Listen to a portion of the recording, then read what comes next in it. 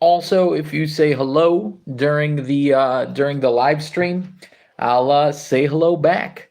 Ask any questions. I might respond to the questions during the reading of this book because I find it, worthy of it, as in like it's something we're reading about right now, or I might just leave it for another time.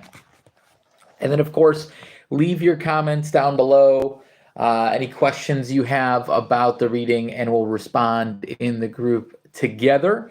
And yeah, so hello, everyone. And yeah, without further ado, we are reading Master Key to Riches by Napoleon Hill, which, as you probably know, is one of Napoleon Hill's first books.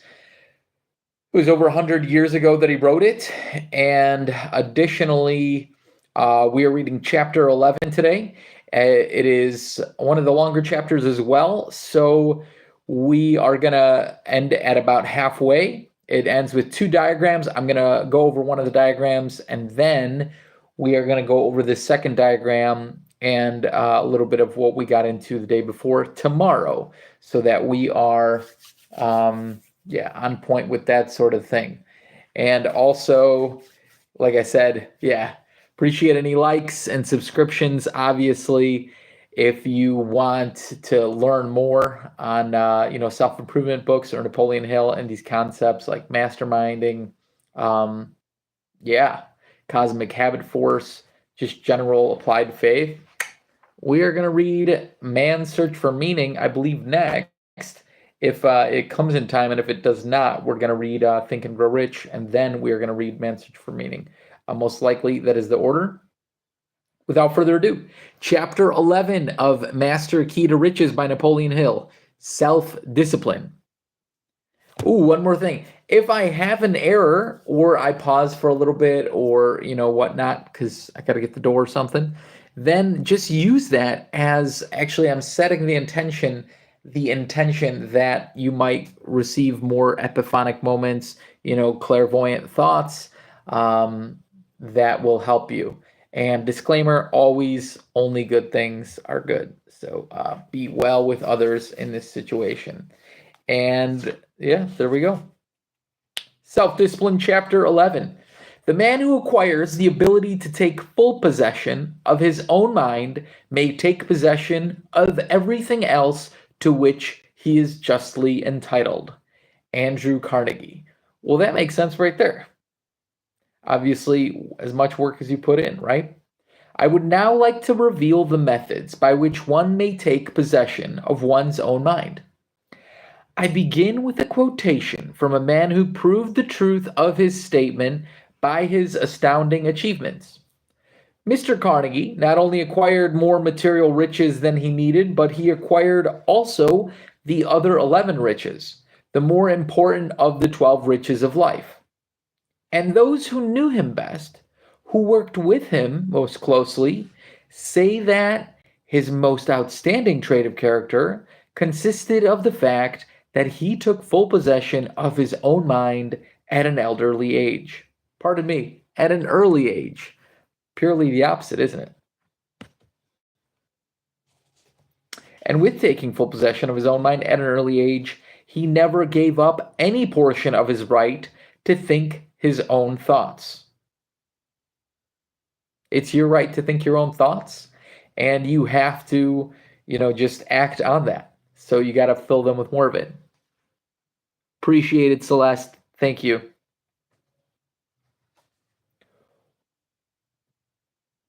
What an achievement and what a blessing it would be if every person could thoughtfully say, I am the master of my fate. I am the captain of my soul. The Creator probably intended it to be so. If it had been intended otherwise, humans would not have limited solely to the right of control over only one power, the power of their own thoughts. We go through life searching for freedom of body and mind, yet most never find it. Why? The Creator provided the means by which people may be free and gave everyone access to these means, and also inspired everyone with impelling motives for the attainment of freedom. Why then do we go through life imprisoned in a jail of our own making, when the key to the door is so easily within our reach?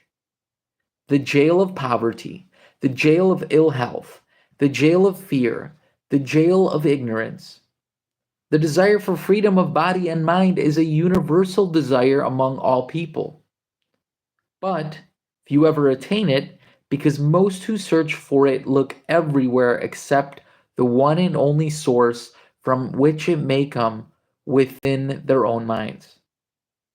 The desire for riches is also a universal desire, but most never come within sight of the real riches of life because they do not recognize that all riches begin with their own minds. The mechanism of the mind is a profound system of organized power which can be released only by one means, and that is by strict self discipline.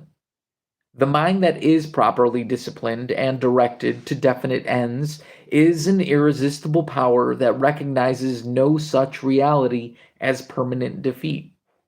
It organizes defeat and converts it into victory, makes stepping stones of stumbling blocks, hitches its wagon to a star, and uses the forces of the universe to carry it within easy grasp of its every desire. And the person who masters himself through self discipline never can be mastered by others. Self discipline is one of the 12 riches, but it is much more. It is an important prerequisite for the attainment of all riches, including freedom of body and mind, power and fame, and all the material things that we call wealth. It is the sole means by which one may focus the mind upon the objective of a definite major purpose until the law of cosmic habit force takes over the pattern of that purpose and begins to translate it into its material equivalent. It is the key to the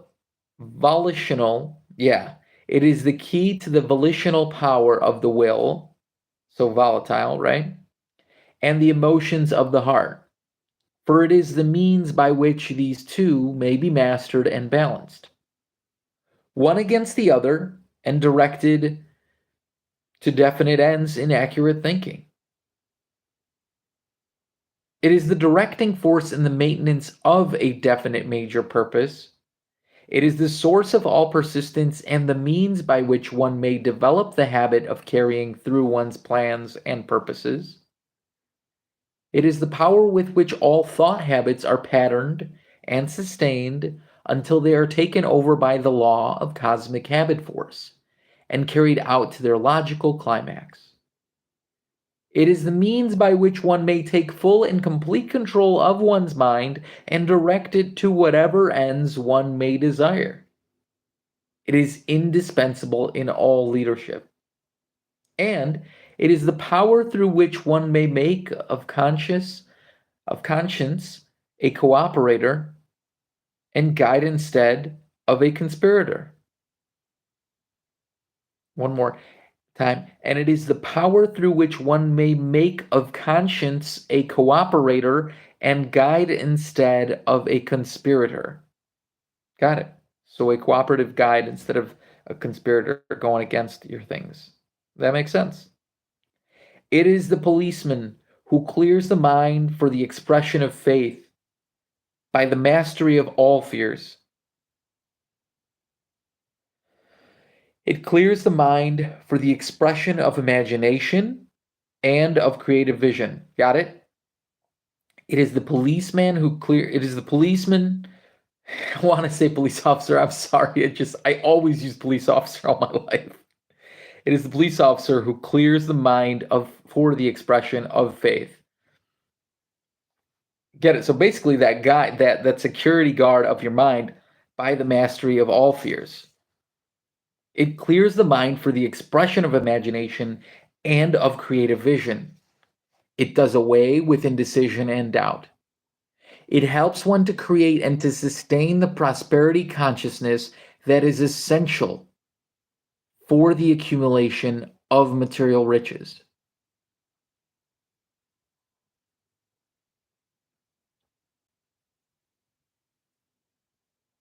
It helps one to create and to sustain the prosperity consciousness that is essential for the accumulation of material riches. and the health consciousness necessary for the maintenance of sound physical health. Also, it operates entirely through the functioning system of the mind. Therefore, let us examine this system so that we may understand the factors of which it consists. The 10 factors of the mechanism of thought. The mind operates through 10 factors, some of which operate automatically, while others must be directed through voluntary effort. Self-discipline is the sole means of this direction. These 10 factors are: 1. Infinite intelligence. The source of all power of thought, which operates automatically, but it may be organized and directed to definite ends through definiteness of purpose. Infinite intelligence may be likened to a great reservoir of water that overflows continuously, its branches flowing in small streams in many directions, giving life to all vegetation and all living things. The portion of the stream which gives life to humans supplies us also with the power of thought. The brain may be likened to the water spigot, while the water flowing through the spigot represents infinite intelligence. The brain does not generate the power of thought, it merely receives that power from infinite intelligence, see that, and applies it to whatever ends the individual desires. And remember, this privilege of the control and the direction of thought is the only prerogative over which an individual has been given complete control. One's thoughts. It may be used to build or it may be used to destroy. One may give it direction through definiteness of purpose, or one may neglect to do so as one chooses. The exercise of this great privilege is attained solely by self-discipline. 2. The conscious mind. The individual mind functions through two departments. One is known as the conscious section of the mind, the other is the subconscious section. It is the opinion of psychologists that these two sections are comparable to an iceberg, the visible portion above the waterline representing the conscious section, the invisible portion below the waterline representing the subconscious section. Therefore, it is obvious that the conscious section of the mind, that portion with which we consciously and voluntarily turn on the power of thought, is but a small portion of the whole, consisting of not more than 1/5 of the available mind power. The subconscious section of the mind operates automatically. It carries on all the necessary functions in connection with the building and the maintenance of the physical body, keeps the heart beating to circulate the blood, assimilates the food through a perfect system of chemistry, and delivers the food in liquid form throughout the body, removes worn out cells and replaces them with new cells, removes bacteria which are deleterious to health, creates new physical beings by the blending of the cells of protoplasm, the formative material of animal embryos, contributed by the male and female of living organisms. These and many other essential functions are performed by the subconscious section of the mind, and it also serves as the connecting link between the conscious mind and infinite intelligence. It may be likened to the spigot of the conscious mind, through which by its control through self-discipline, more thought power may be turned on, or it may be likened to a rich garden spot wherein may be planted and germinated the seed of any desired idea.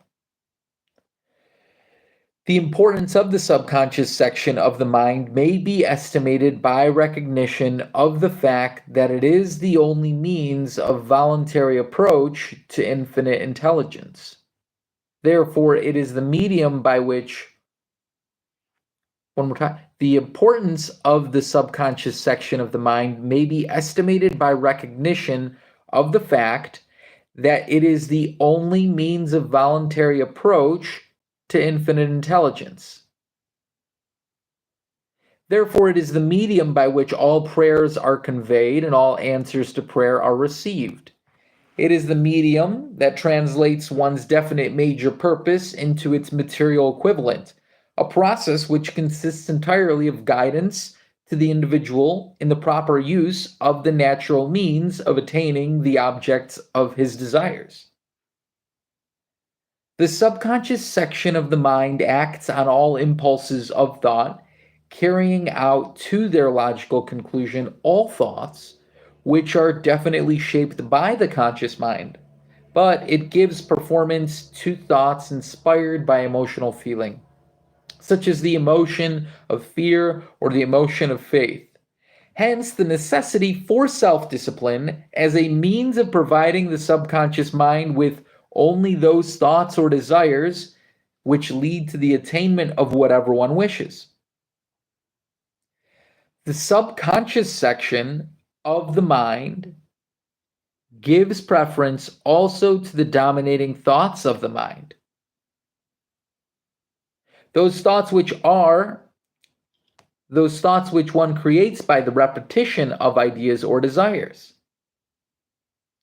This fact explains the importance of adopting a definite major purpose and the necessity of fixing that purpose through self-discipline as a dominating thought of the mind. It's really such an important factor. This fact explains the importance of adopting a definite major purpose and the necessity of fixing that purpose through self-discipline as a dominating thought of the mind as often as possible, I will add. The faculty of willpower, number 3. The power of the will is the boss of all departments of the mind. It has the power to modify, change, or balance all thinking habits, and its decisions are final and irrevocable except by itself. It is the power that puts the emotions of the heart under control, and it is subject to direction only by self-discipline. In this connection, it may be likened to the chairman of a board of directors whose decisions are final. It takes its orders from the conscious mind but recognizes no other authority. It takes its orders from the conscious mind, the willpower, but recognizes no other authority. 4. The faculty of reason. This is all the presiding judge. One more time. The faculty of reason, number 4. This is the presiding judge of the conscious section of the mind, which may pass judgment on all ideas, plans, and desires, and it will do so if it is directed by self-discipline. But its decisions can be set aside by the power of the will or modified by the power of the emotions when the will does not interfere. Makes sense? Let us here take note of the fact that all accurate thinking requires the cooperation of the faculty of reason, although it is a requirement which not more than one person in every 10,000 seems to respect. This explains why there are so few accurate thinkers. Most so-called thinking is the work of the emotions without the guiding influence of self-discipline. Scroll, scroll, scroll, flip, flip, flip, right? One more time, I'll repeat that. Most so-called thinking is the work of the emotions without the guiding influence of self-discipline, without relationship to either the power of the will or the faculty of reason. I often call this using reasoning and intuitive mind as opposed to just intuitive mind. Number 5, the faculty of the emotions. This is the source of most of the actions of the mind, the seat of most of the thoughts released by the conscious section of the mind. The emotions are tricky and undependable and may be very dangerous if they are not modified by the faculty of reason under the direction of the faculty of the will. The faculty of the emotion is not to be condemned because of its undependability, however, for it is the source of all enthusiasm, imagination, and creative vision, and it may be directed by self discipline to the development of these essentials of individual achievement. The direction may be given by modification of the emotions through the faculties of the will and the reason. Accurate thinking is not possible without complete mastery of the emotions. Mastery is attained by placing the emotions under control of the will, thus preparing them for direction to whatever ends the will may dictate, modifying them when necessary through the faculty of reason. The accurate thinker has no opinion and makes no decisions which have not been submitted to and agreed to by the faculties of the will and the reason. He uses his emotions to inspire the creation of ideas through his imagination, but refines his ideas through his will and reason before their final acceptance. This is self-discipline of the highest order. The procedure is simple, but it is not easy to follow, and it is never followed except by the accurate thinker who moves on his own personal initiative. The more important of the 12 riches, such as 1. A positive mental attitude, 2. Harmony in human relationships, 3. Freedom from fear, 4. The hope of achievement, 5. The capacity for faith, 6. An open mind on all subjects, and 7. Sound physical health, are attainable only by a strict direction and control of all the emotions. This does not mean that the emotions should be suppressed, but they must be controlled and directed to definite ends. The emotions may be likened to steam in a boiler, the power of which consists in its release and direction through the mechanism of an engine. Uncontrolled steam has no power, and though it may be controlled, it must be released through a governor, which is a mechanical device corresponding to self-discipline in connection with the control and release of emotional power. The emotions which are most important and most dangerous are 1. The emotion of sex, 2. The emotion of love, 3. The emotion of fear. These are the emotions which produce the major portion of all human activities. The emotions of love and sex are creative. When controlled and directed, they inspire one with imagination and creative vision of stupendous proportions. If they are not controlled and directed, they may lead one to indulge in destructive follies. I presume the emotion of fear is also quite creative, but we don't want to stay in that, because the more you stay in that, you're creating things you do not want. So, number 6, the faculty of imagination. This is the workshop wherein all desires, ideas, plans, and purposes are shaped and fashioned, together with the means of attaining them. Through organized use and self-discipline, the imagination may be developed to the status of creative vision. But the faculty of the imagination, like the faculty of the emotions, is tricky and undependable if it is not controlled and directed by self-discipline. Without control, it often dissipates the power of thought in useless, impractical, and destructive activities, which need not be here mentioned in detail. Uncontrolled imagination is the stuff that daydreams are made of. Control of the imagination begins with the adoption of definiteness of purpose based on definite plans. The control is completed by strict habits of self-discipline, which give definite direction to the faculty of the emotions. For the power of the emotion is the power that inspires the imagination to action. The faculty, number 7, the faculty of the conscience.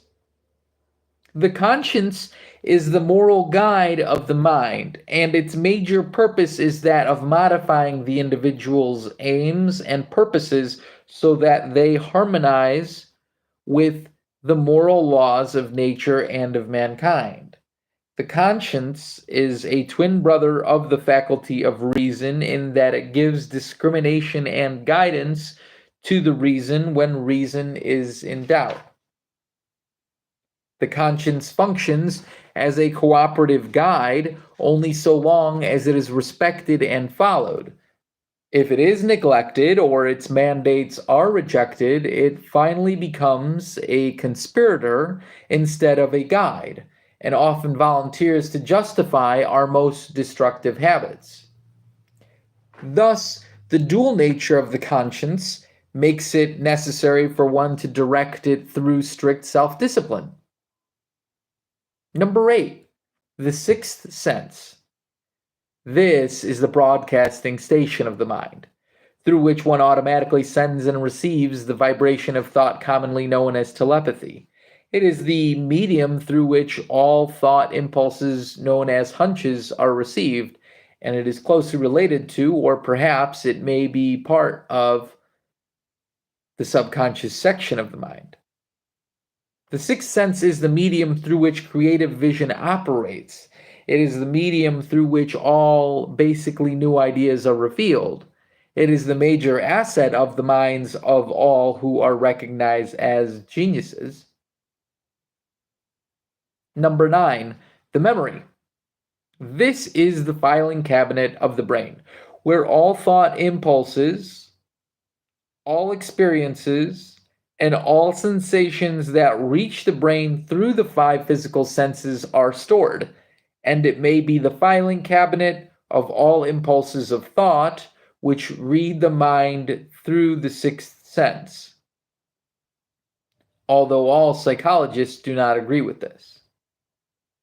The memory is tricky and undependable unless it is organized and directed by self-discipline.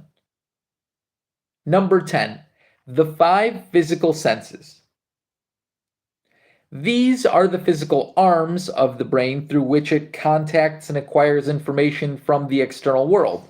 The physical senses are not reliable and therefore they need constant self-discipline. Under any kind of intense emotional activity, the senses become confused and unreliable. The 5 physical senses may be deceived by the simplest sort of legerdemain. Wow. The 5 physical senses may be deceived by the simplest sort of legerdemain, and they are deceived daily by the common experiences of life. Under the emotion of fear, the physical senses often create monstrous ghosts, which have no existence except in the faculty of the imagination, and there is no fact of life which they will not and do not exaggerate or distort when fear prevails. Thus, we have briefly described the 10 factors which enter all mental activities of humans. But we have supplied enough information concerning the mechanism of the mind to indicate clearly the necessity for self-discipline in their manipulation and use. Self-discipline is attained by the control of thought habits. And the term self-discipline has reference only to the power of thought, because all discipline of self must take place in the mind. Makes sense? Although its effects may deal with the functions of the physical body. True. The power of thought. You are where you are and what you are because of your habits of thought. Let me say that again so that you really absorb this information. You are where you are and what you are because of your habits of thought. True. Your thought habits are the only circumstances of your life over which you have complete control. And this is the most profound of all the facts of your life because it clearly proves that your creator recognized the necessity of this great privilege. Otherwise, you would not have made it the sole circumstance over which we have been given exclusive control. Further evidence of the Creator's desire to give humans the unchangeable right of control over our thought habits has been clearly revealed through the law of cosmic habit force, the medium by which thought habits are fixed and made permanent, so that they become automatic and operate without voluntary effort. For the present, I am interested only in calling attention to the fact that the creator of the marvelous mechanism known as a brain ingeniously provided it with a device by which all thought habits are taken over and given automatic expression.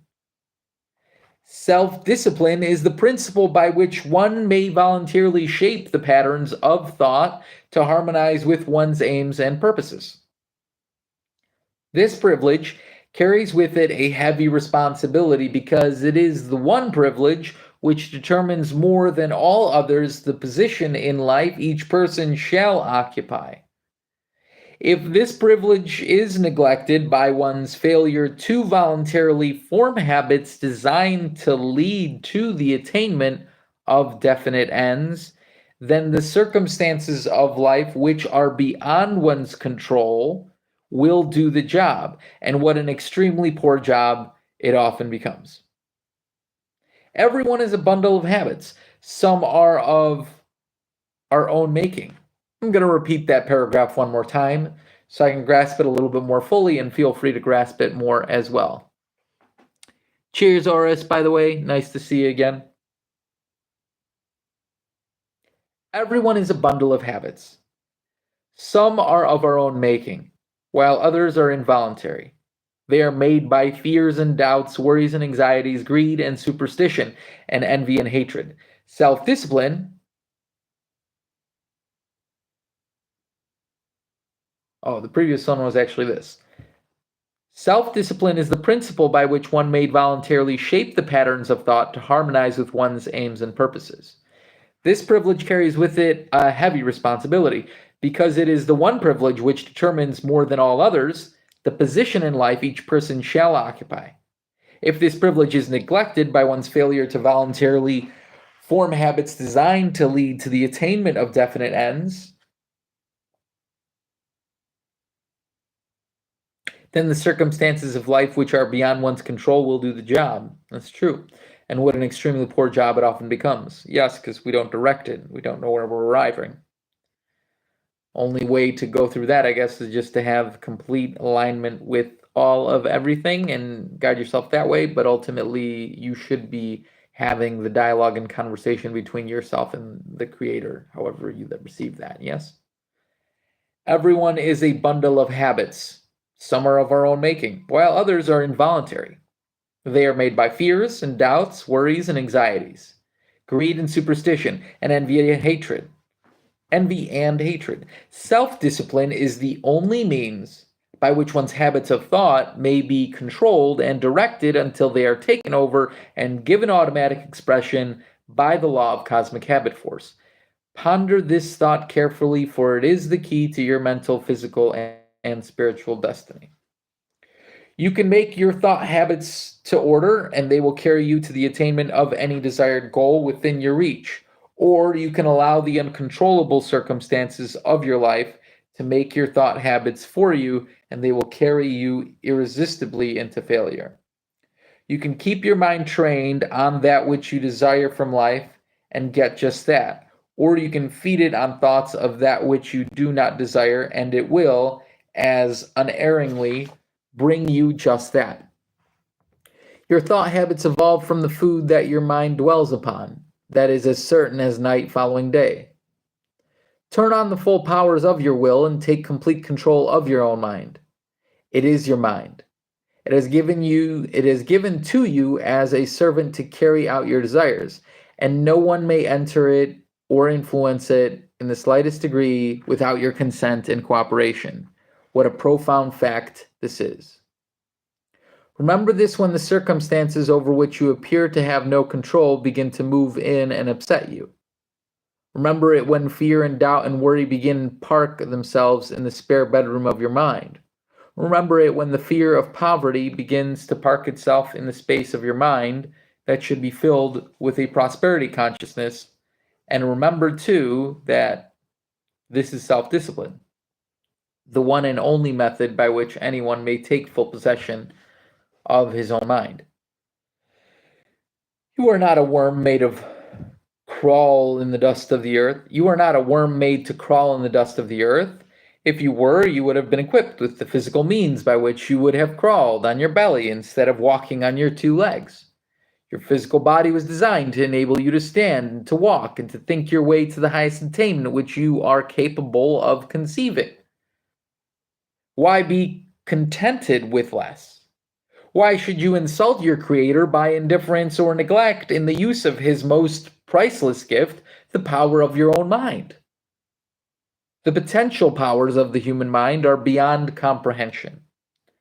And one of the great mysteries which has endured through the ages consists in our neglect to recognize and to use these powers as a means of shaping our own earthly destiny. Make sense? The 20 great powers of the human mind.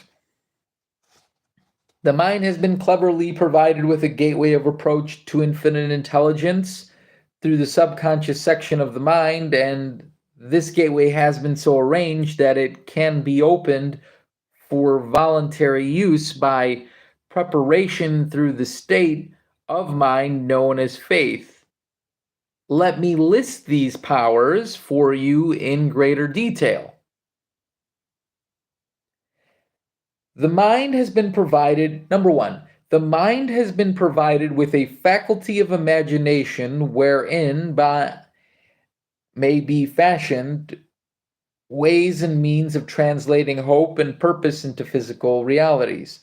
It has been provided with the stimulative capacity of desire and enthusiasm with which one's plans and purposes may be given action. It has been provided with the power of the will through which both plan and purpose may be sustained indefinitely. 2. It has been given the capacity for faith through which the will and the reasoning faculty may be subdued while the entire machinery of the brain is turned over to the guiding force of infinite intelligence. And it has been prepared through a sixth sense for direct connection with other minds under the mastermind principle, from which it may add to its own power the stimulative forces of other minds which serve effectively to stimulate the imagination. 3. It has been given the capacity to reason, through which facts and theories may be combined into hypotheses, ideas, and plans. 4. It has been given the power to project itself into other minds through what is known as telepathy. It has been given the power of deduction, by which it may foretell the future by analysis of the past. This capacity explains why the philosopher looks backward in order to see the future. 6. It has been provided with the means of selection, modification, and control of the nature of its thoughts, thereby given the privilege of building one's own character to order, to fit any desired pattern, and the power to determine the kind of thoughts which shall dominate the mind. 7. It has been provided with a marvelous filing system for receiving, recording, and recalling every thought it has expressed through what is known as a memory, and this marvelous system automatically classifies and files related thoughts in such a manner that the recall of one particular thought leads to the recall of associated thoughts. It has been provided with the power of emotion through which it can stimulate the body at will for any desired action. 9. It has been given the power to function secretly and silently, thereby ensuring privacy of thought under all circumstances. 10. It has an unlimited capacity to receive, organize, store, and express knowledge on all subjects in both the fields of physics and metaphysics, the outer world and the inner world. 11. It has the power to aid in the maintenance of sound physical health, and apparently it is the sole source of cure of physical ills, all other sources being merely contributory. And it maintains a perfect repair system for the upkeep of the physical body, a system that works automatically. 12. It maintains and automatically operates a marvelous system of chemistry through which it conveys food into suitable combinations for the maintenance and repair of the body. 13. It automatically operates the heart, through which the bloodstream distributes food to every portion of the body and removes all waste materials and worn out cells of the body. 14. It has the power of self-discipline, through which it can form any desired habit and maintain it until it is taken over by the law of cosmic habit force, and it is given automatic expression. 15. It is the common meeting ground wherein we may commune with infinite intelligence, through prayer or any form of expressed desire or definiteness of purpose, by the simple process of opening the gateway of approach, through the subconscious section of the mind, by faith. It is the sole producer of every idea, every tool, every machine, and every mechanical invention created for our convenience in the business of living in a material world. 17. It is the sole source of all happiness and all misery, and of both poverty and riches of every nature whatsoever, and it devotes its energies to the expression of whichever of these that dominates the mind through the power of thought. 18. It is the source of all human relationships and all forms of intercourse between people. It is the builder of friendships and the creator of enemies according to the manner in which it is directed. 19. It has the power to resist and defend itself against all external circumstances and conditions, although it cannot always control them. 20. Through the lack of faith. True, whatever the mind can conceive and believe, the mind can achieve. I could maintain to give you at least 20 more examples of how amazingly powerful the mind is.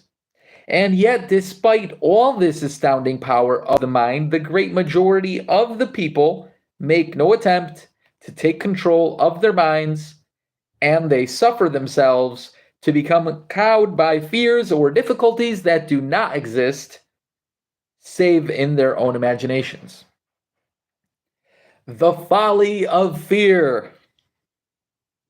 The arch enemy of success is fear. We fear poverty in the midst of an overabundance of riches. We fear ill health despite the ingenious system nature has provided, with which the physical body is automatically maintained, repaired, and kept in working order. We fear criticism when there are no critics save only those who set up in our own minds through the negative use of our imagination.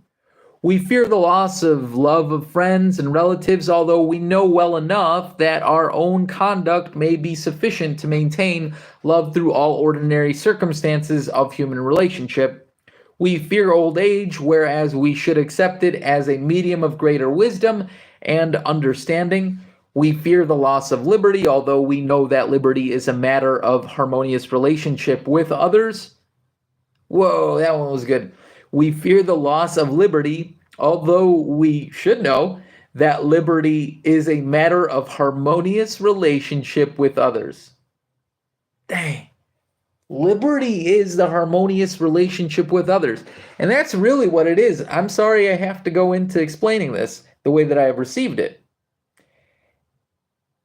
We have to, the only way we'll attain everything we want to as a full society, if that is an aspect that is possible, is if we openly dialogue with others, allow for their understanding to be spoken to us so we can understand it, and they openly also dialogue with us back so that we can then give our understandings as we understand it, so we can come to conclusions harmoniously so that we know where we would like to arrive together.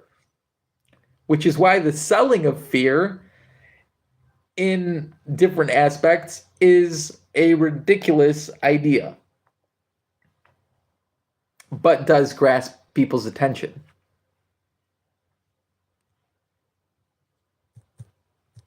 So that is really interesting that they said that. And I am going to re-say it one more time and then go on to the next one.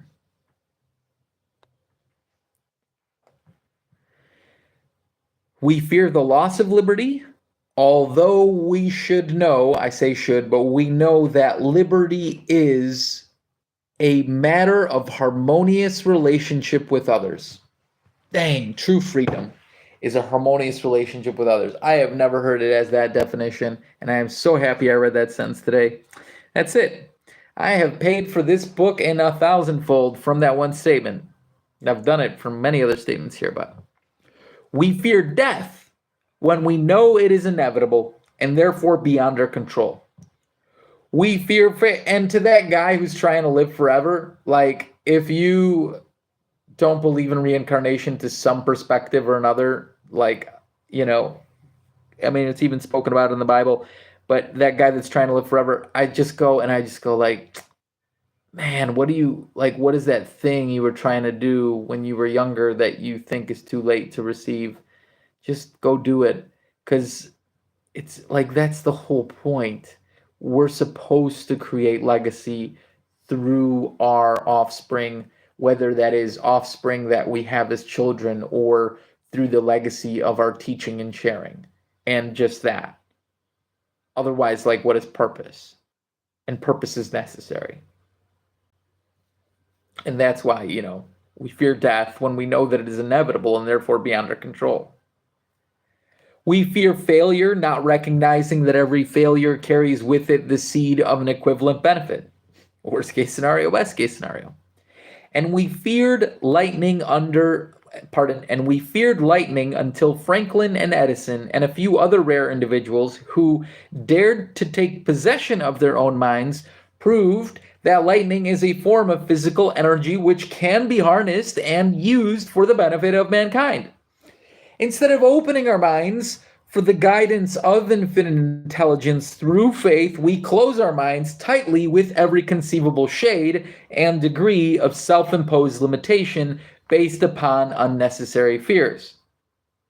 We know that humans master every other living creature on this earth, yet we fail to look about us and learn from birds of the air and beasts of the jungle that even the dumb animals have been wisely provided with food and all the necessities of their existence through the universal plan, which makes all fears groundless and foolish.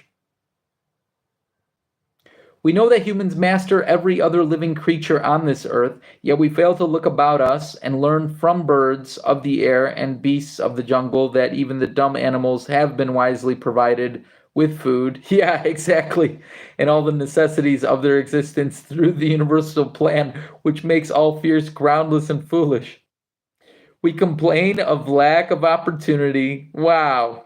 I just got another vision about, the animal kingdom, and I'm going to continue.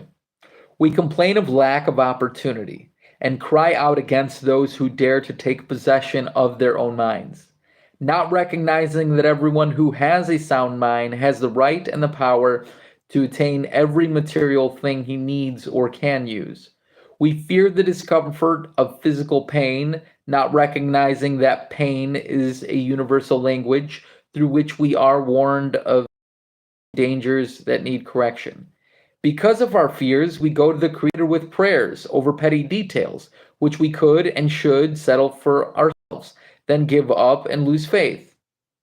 If we had any faith to begin with, when we do not get the results we ask for, not recognizing our duty to offer prayers of thanks for the bountiful blessings which we have been provided through the power of our minds.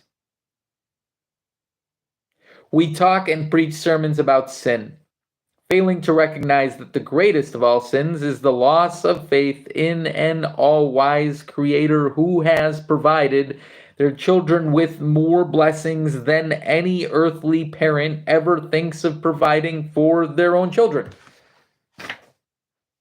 We convert the revelations of inventions into the tools of destruction through what we politely call war, then cry out in protest when the law of compensation pays us off with famines and business depressions. Never heard it say that way before, but makes sense, because I am not for the killings. We can get into a debate about that, but anyway, we abuse the power of the mind in ways too numerous to mention, because we have not recognized that this power can be harnessed through self-discipline and used to serve our needs. Thus, we go all the way through life eating the husks and throwing away the kernels of plenty. Some of the known facts concerning the nature of thought. Before leaving the analysis of self-discipline, which deals entirely with the mechanism of thought, let me briefly describe some of the known facts and habits of thought in order that we may acquire the art of accurate thinking. 1. All thought, whether it is positive or negative, good or bad, accurate or inaccurate, tends to clothe itself in its physical equivalent, and it does so by inspiring one with ideas, plans, and the means of attaining desired ends through the logical and natural means. After thought on any given subject becomes a habit and has been taken over by the law of cosmic habit force, the subconscious section of the mind proceeds to carry it out to its logical conclusion through the aid of whatever natural media that may be available.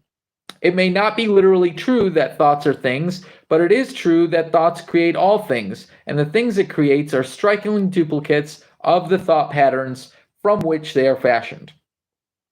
It is believed by some that every thought one releases starts an unending series of vibrations with which the one who releases the thought will later be compelled to contend, that we are but a physical reflection of thought put into motion and crystallized into physical form by infinite intelligence. It is also the belief of many that the energy with which we think is but a projected, minute portion of infinite intelligence, appropriated from the universal supply through the equipment of the brain. No thought contrary to this belief has yet been proved sound. 2. Through the application of self-discipline, thought can be influenced, controlled, and directed through transmutation to a desired end, by the development of voluntary habits suitable for the attainment of any given end. 3. The power of thought, through the aid of the subconscious section of the mind, has control over every cell of the body, carries on all repairs and replacements of injured or dead cells, stimulates their growth, influences the action of all organs of the body, and helps them to function by habits and orderliness, and assists in fighting disease through the immune system. These functions are carried on automatically, but many of them may be stimulated by voluntary aid. 4. All achievements begin in the form of thought, organized into plans, aims, and purposes, and expressed into terms of physical action. All action is inspired by one or more of the 9 basic motives. The entire power of the mind operates through 5. The entire power of the mind operates through 2 sections of the mind, the conscious and the subconscious. The conscious section is also superconscious as an aspect, if you think about it in that, but also so is the ego. But ultimately, we're looking at it in duality right now and the way that it has been explained in this book. There's layers to this, isn't there? The entire power of the mind operates through two sections of the mind, the conscious and the subconscious. The conscious section is under the control of the individual. The subconscious is controlled by infinite intelligence and serves as the medium of communication between infinite intelligence and the conscious mind. The sixth sense is under the control of the subconscious section of the mind, and it functions automatically in certain fixed fundamentals, but may be influenced to function in carrying out the instructions of the conscious mind. 6. Both the conscious and the subconscious sections of the mind function in response to fixed habits, adjusting themselves to whatever thought habits the individual may establish, whether the habits are voluntary or involuntary. 7. The majority of all thoughts released by the individual are inaccurate because they are inspired by personal opinions which are arrived at without the examination of facts, or because of bias, prejudice, fear, and the result of emotional excitement in which the faculty of the reason has been given little or no opportunity to modify them rationally. That was the majority of all thoughts, not all. 8. The first step in accurate thinking, a step that is taken by none except those with adequate self-discipline, is that of separating facts from fiction and hearsay evidence. The second step is that of separating facts, after they have been identified as such, into two classes, important and unimportant. An important fact is any fact which can be used to help one attain the object of one's major purpose, or any minor purpose leading to one's major purpose. All other facts are relatively unimportant,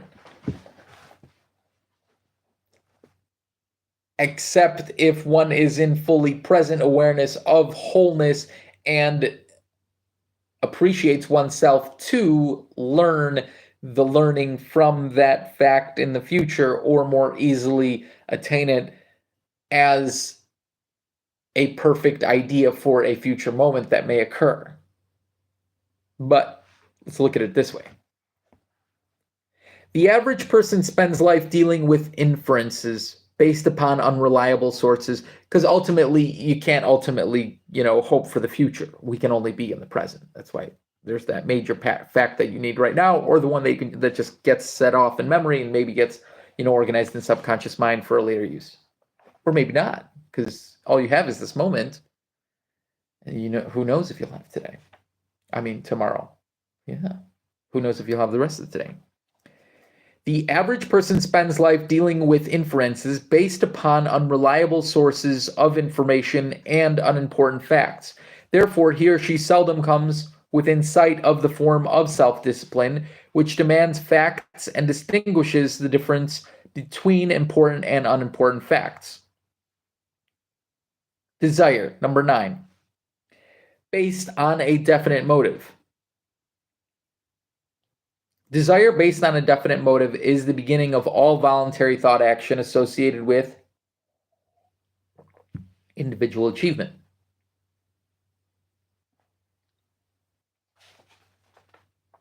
You got that one? Number 9. Desire based on a definite motive is the beginning of all voluntary thought action associated with individual achievement. The presence in the mind of any intense desire tends to stimulate the faculty of the imagination with the purpose of creating ways and means of attaining the object of the desire. If the desire is continuously held in the mind through the repetition of thought, it is picked up by the subconscious section of the mind and automatically carried out to its logical conclusion. These are some of the more important of the known facts concerning the greatest of all mysteries, the mystery of human thought, and they indicate clearly that accurate thinking is attainable only by the strictest habits of self-discipline. How self-discipline may be applied. Chart 1 presents a complete description of the 10 factors by which the power of thought is expressed. I'm going to put this on the chart so you can look at it while I'm reading.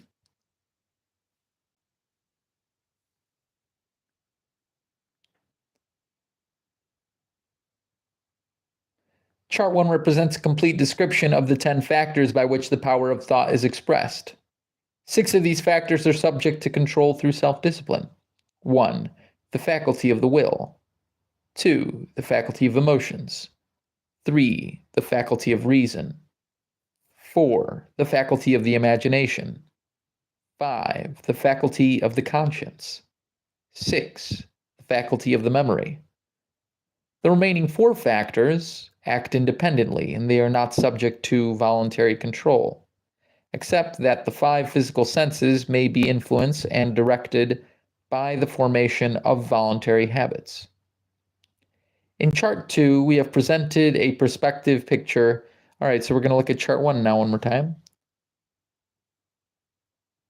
Chart number 1, chart of the 10 factors which constitutes the mechanism of thought. Observe that the subconscious section of the mind has access to all departments of the mind, but it is not under the control of any. Infinite intelligence, the source of all power of thought, all facts, all knowledge, available through the subconscious section of the mind only.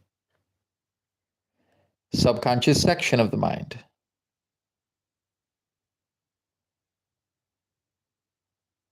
Which leads to each of these. And then each of these 5 lead to the 5 senses, and then this one leads to memory. So subconscious section of the mind, the connecting link between the mind of man and infinite intelligence. Memory, asterisk, not always dependable, must be under strict discipline at all times, right? Storehouse of all thought and sense impressions, filing cabinet of the brain.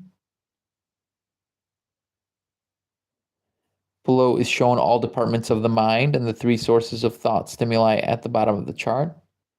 Telepathy, the 6th sense or broadcasting station of the brain connecting with other brains.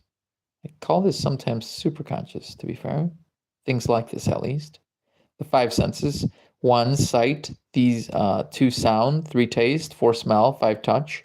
These become reliable only through strict self-discipline. Otherwise, it's just there, isn't it? And the subconscious leads to this.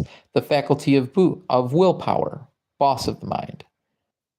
The faculty of reason, master of all opinions and judgments.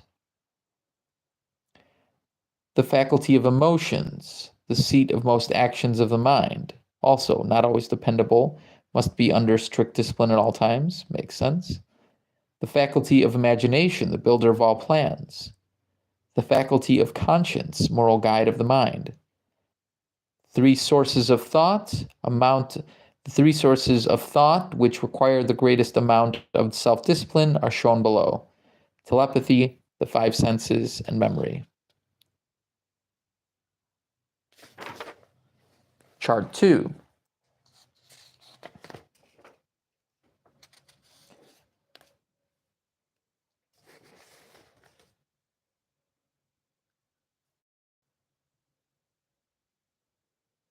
Chart of the 6 departments of the mind. Oh yeah, I didn't read what chart 2 was. In chart 2, we have presented a perspective picture which reveals the 6 departments of the mind over which self-discipline may be easily maintained. The departments have been numbered in order of their relative importance, although it is impossible for anyone to say definitely which is the most important of these departments, for each is an essential factor in the expression of thought. So, chart of the 6 departments of the mind over which self-discipline can be maintained, numbered in the order of their relative importance.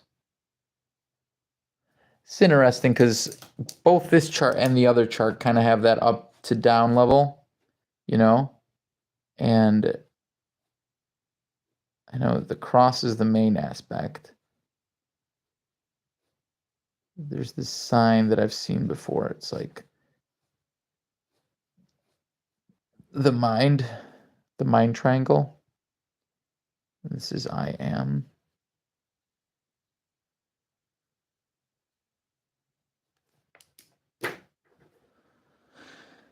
Everything seems to have a focal point, doesn't it?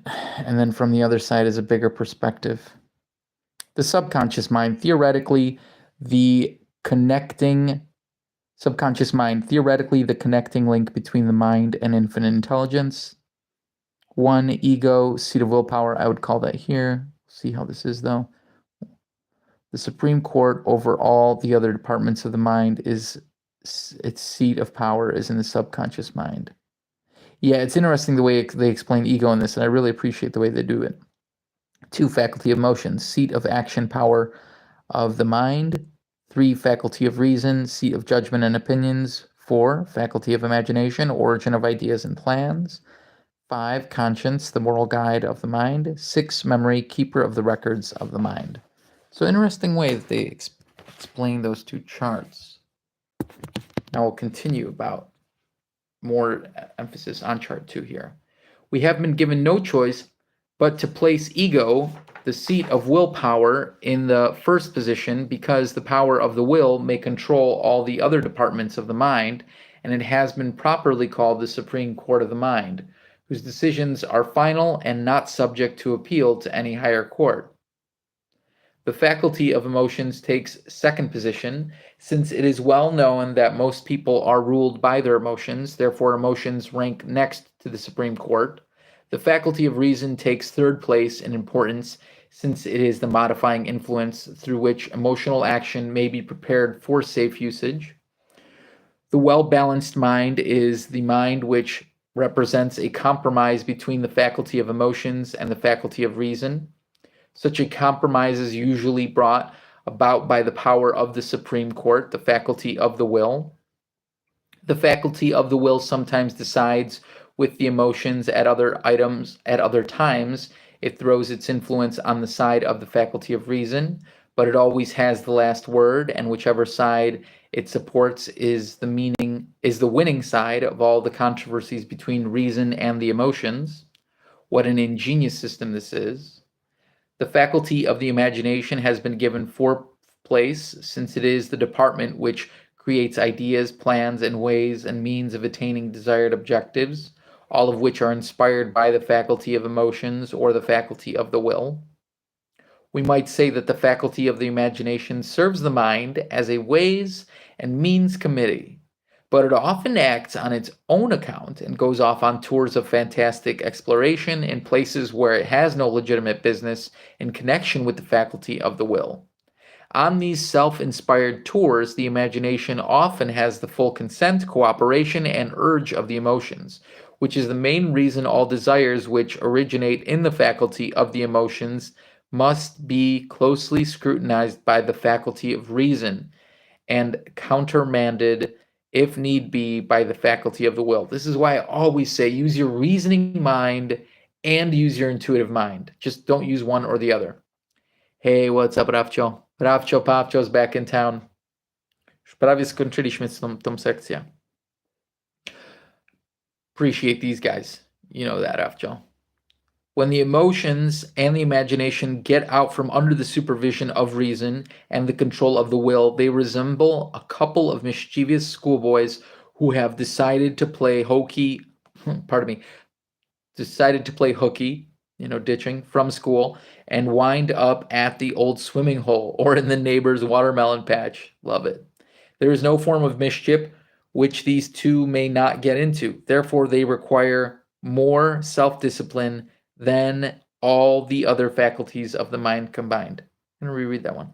When the emotions and the imagination get out from under the supervision of reason, dang, that's so true, and the control of the will, they resemble a couple of mischievous schoolboys who have decided to play hooky from school and wind up at the old swimming hole or in the neighborhood watermelon patch, which, to be fair, needs to happen once in a while. You got to do that every once in a while, right? Maybe not often, but once in a blue moon. Interesting. There is no form of mischief which these two may not get into. I mean, you can still go to the swimming hole or watermelon patch and, have a just level of mischief that isn't too much. Therefore, they require more self-discipline than all the other faculties of the mind combined. The other two departments, the conscience and the memory, are necessary adjuncts of the mind, and while both are important, they belong at the end of the list where they have been assigned. The subconscious section of the mind has been given the position above all of the other 6 departments of the mind because it is the connecting link between the conscious mind and infinite intelligence, and the medium through which all departments of the mind receive the power of thought.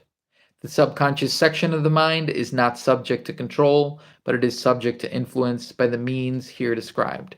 It acts on its own accord and voluntarily, although its action may be speeded up by intensifying the emotions or applying the power of the will in a highly concentrated form.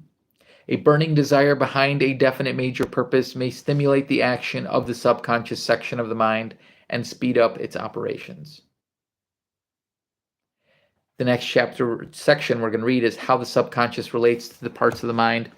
But that is all for today in self-discipline. This is truly the most important, I would say, because if you are trying to achieve a definite major purpose, you need to be self-disciplined, as everything that we've learned here.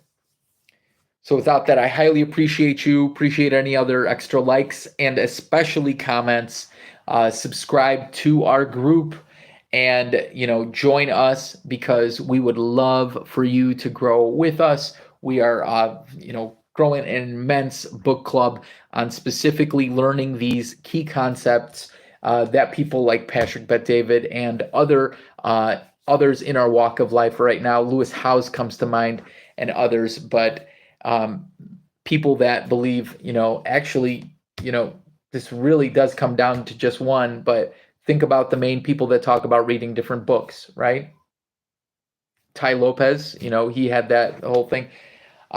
Reading book a day. Lots of people. Tony Robbins talked about he was reading a book a day.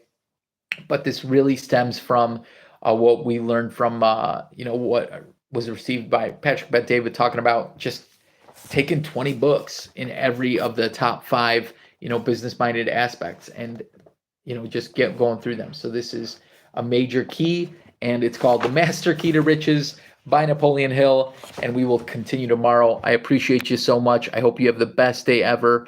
Cheers, y'all. Throw some of these up here. It helps us for the future. And subscribe to connect, like I said. Peace. All the best. I wish